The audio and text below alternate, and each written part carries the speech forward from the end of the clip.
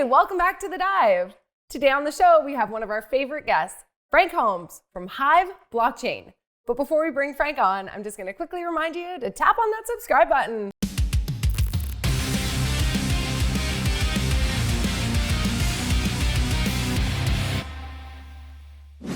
Hey, Frank, welcome back to The Dive.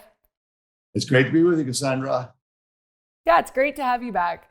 Okay, so let's start off with the SEC chair, Gary Gensler. On Wednesday, he said cryptocurrencies like Bitcoin represent a speculative asset class that requires more regulation to meet its potential. So we ask, do you think more regulation is a good thing for the crypto universe? Well, it depends what the regulations are, because clearly concerns have been expressed about the G7 financial ministers, central bankers cartel came up with a minimum corporate tax between this G7 countries. And now they're all going against crypto, and the definition of crypto miners, which Hive blockchain is a miner, is bizarre to say that we're a broker and an agent because we mine in cyberspace and we sell in the cyberspace. We don't deal with the customer. So I think the regulations right now by Elizabeth Warren and Janet Yellen are very, very restrictive. They're anti the evolution of this industry. Okay, so we have to ask about El Salvador. They made Bitcoin legal tender, and it will come into effect on September 7th. Do you see this as a lead for other Latin American countries? And do you think it could be a factor that will drive the Bitcoin price higher? Well, the concern of El Salvador is that El Salvador has lots of gangs and has narcos hanging out in that country. So there's great concern for the crypto ecosystem that it's just really a bad place for bad guys. If it was a country like Paraguay, then I would say, no, this is good because Paraguay is a much better banking financial system, low cost energy, and they actually embrace Bitcoin, but not the sort of the drama that's taken place with El Salvador. If it was Central America, I would rather Costa Rica. Costa Rica is just a great nation, and it's most highly educated of all the countries in Central America. When you go to a country in South America that would be embracing a country for me that I would say this is really evolving beautifully would be Paraguay. Mm-hmm. And Ethereum, I hear, is upgrading to an improvement protocol that should reduce fees and burn coins.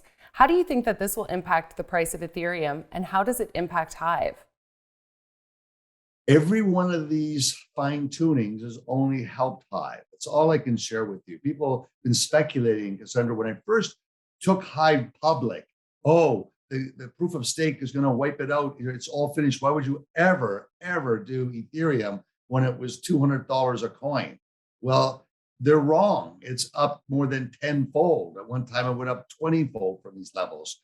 So these types of fine tuning, the proof of stake is going to take many more years before it truly becomes that proof of mining, proof of work comes, that'll hurt Hive.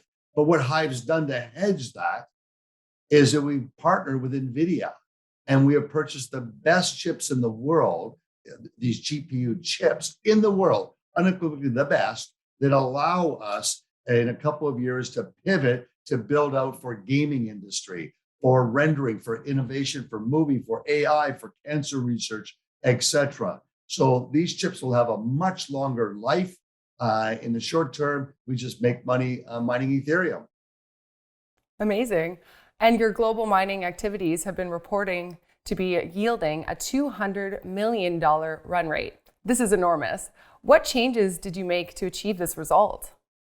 Just buying more equipment and better equipment, and the acquisition during COVID in Canada. We made significant milestones by coming back into Canada, launching in Canada. And the business originally was in Iceland, in Sweden. It was a real sideshow in Norway, which we got rid of. And we focused of shutting down anything to do with Norway and in North America. So we bought Lachute in Quebec, just north of Montreal. And now we're building this incredible campus in New Brunswick, very near the main border. McCain Foods is the other big business in the community. So we're both becoming quite significant. We're building 50 megawatts, and that 50 megawatts will grow. So we remain very, very bullish on it.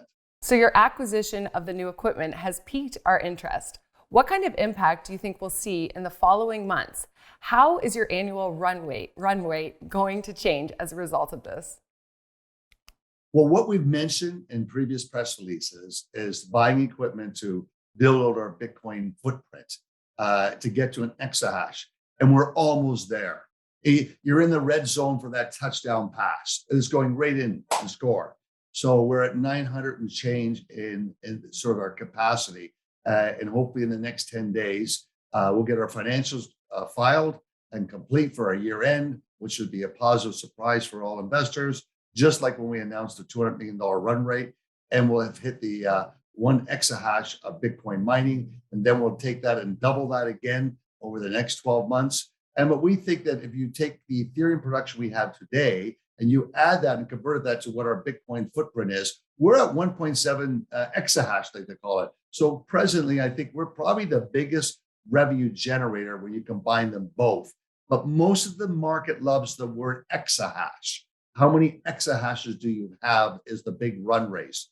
So what we've done in Ethereum is that we basically, as we upload all of our additional equipment, we expand 3 times our Ethereum footprint. Wow. Yeah, and as you mentioned earlier this year, Hive exited Norway but bought 2 data center operations in New Brunswick and Quebec. Can you walk us through the reasoning for the move? Green energy. Everything we do has been green focused. And where can you not find better green energy? What we're also doing in Quebec is high performance computing. So we're drafting boards and working on this high performance computing. You go from making $2 a day from machines to making $2 an hour. It's very stable, high performing income.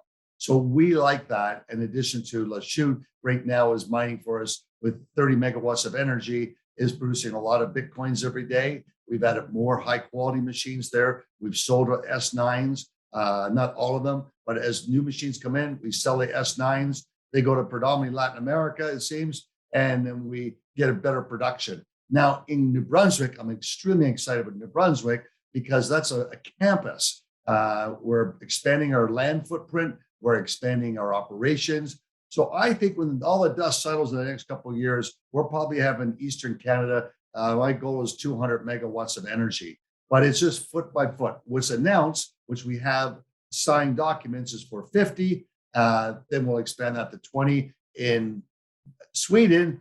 We're going to another 20. Okay, so in your most recent Frank Talk, you used the term metaverse and how it could soon become a reality. For our viewers, could you give us some color on this? Well, if you love the movie The Matrix by that great Canadian actor, Keanu Reeves, in fact, went to the same high school. He's a little younger than me, Jarvis Collegiate in Toronto.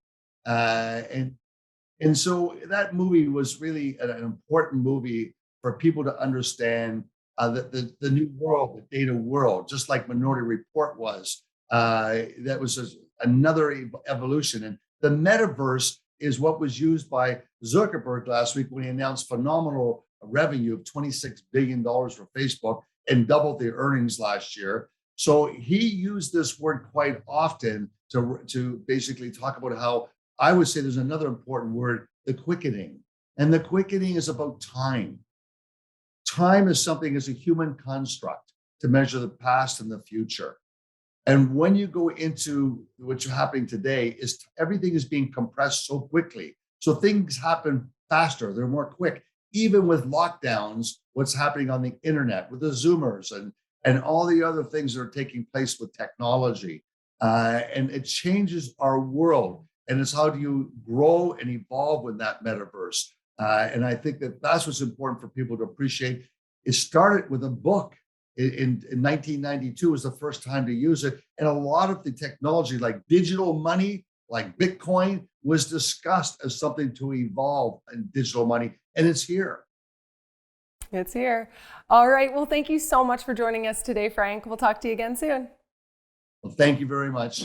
Thank you all so much for tuning in. We'll be back again tomorrow. But in the meantime, you can check out that video.